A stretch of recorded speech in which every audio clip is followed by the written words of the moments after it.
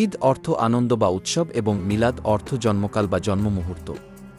এটি ইসলামের শেষ নবী ও রাসূল হযরত মুহাম্মদ সাল্লাল্লাহু আলাইহি ওয়াসাল্লামের জন্ম ও আগমন উপলক্ষে মুসলিমদের মাঝে পালিত একটি বিশেষ দিন। সাধারণত হিজরি সনের 12 রবিউল আউয়াল পবিত্র এই দিনটি পালন করা হয়। সুন্নি মুসলিমদের কাছে এই তারিখটি সমাদিত হলেও শিয়া মুসলমানদের কেউ কেউ 17 রবিউল আউয়ালও পালন করেন। এই দিনে মহানবীর জীবন, আদর্শ, শিক্ষা ও সিরাত আলোচনা করা হয়। বেশি বেশি দরুদ পাঠ, ইবাদত এবং কোরআন তেলাওয়াতের মাধ্যমে দিনটি কাটানো হয়। ঈদে মিলাদুন্নবী বা মহানবী হযরত মুহাম্মদ সাল্লাল্লাহু আলাইহি ওয়াসাল্লামের আগমন ও জীবনের মূল শিক্ষা কেবল উৎসব পালন নয়, বরং তার আদর্শ নিজের জীবনে মেনে চলা।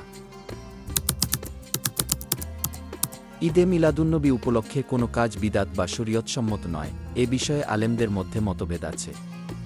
তাই কোনো নির্দিষ্ট কাজকে সরাসরি কি হারাম কি বলার আগে দলিল ও আলেমদের মতো বিবেচনা করা ভালো।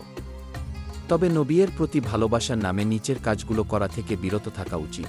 শিরক করা, নবীকে আল্লাহর কোনো গুণে অংশীদার মনে করা, তার কাছে এমন সাহায্য চাওয়া যা কেবল আল্লাহর কাছে চাওয়া যায়। নবী এর নামে মিথ্যা বা অতিরঞ্জিত কথা বলা, দুর্বল জাল কাহিনী বা হাদিসকে যাচাই না করে প্রচার করা, নামাজ বাদ দেওয়া বা অবহেলা করা, কোনো মিলাদ বা অনুষ্ঠান যেন ফরজ নামাজের বিকল্প না হয়। অশ্লীলতা বা বেপর্দা পরিবেশ, গান বাজনা, নাচ বা এমন অনুষ্ঠান যা ইসলামী আদবের পরিপন্থী। অপচয় ও লোক দেখানো, অতিরিক্ত সাজসজ্জা, খাবার বা অর্থ ব্যয় করে প্রতিযোগিতা করা, অন্য মুসলিমকে হেয় বা কাফির বলা, মিলাদ পালন করেন বা করেন না, এ কারণে মুসলিমদের মধ্যে বিদ্বেষ সৃষ্টি করা।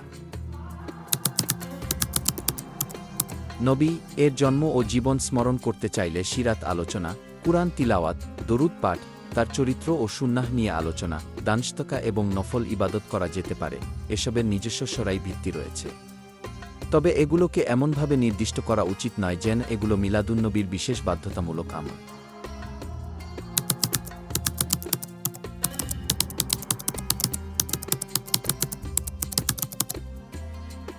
হ্যাঁ, কুরআন ও সহিহ হাদিসে নবী এর জন্মদিনকে নির্দিষ্ট একটি তারিখে প্রতি বছর কে ঈদ কি বা বার্ষিক ধর্মীয় উৎসব হিসেবে পালন করার সরাসরি নির্দেশ বা প্রমাণ নেই।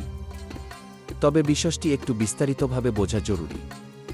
নবী এর জন্মের কথা সহিহ হাদিসে আছে। সহিহ মুসলিমে আবু কাতাদা রাদিয়াল্লাহু আনহু থেকে বর্ণিত, নবী কে সোমবারের রোজা সম্পর্কে জিজ্ঞেস করা হলে তিনি বলেন, এদিন আমি জন্মগ্রহণ করেছি এবং এদিনই আমার উপর ওহী নাজিল হয়েছে। সহিহ মুসলিম হাদিস 1162। অর্থাৎ নবী নিজের জন্মদিনের কথা উল্লেখ করেছেন এবং সোমবার রোজা রাখার সঙ্গে জন্মের বিশ্বাসটি যুক্ত করেছেন।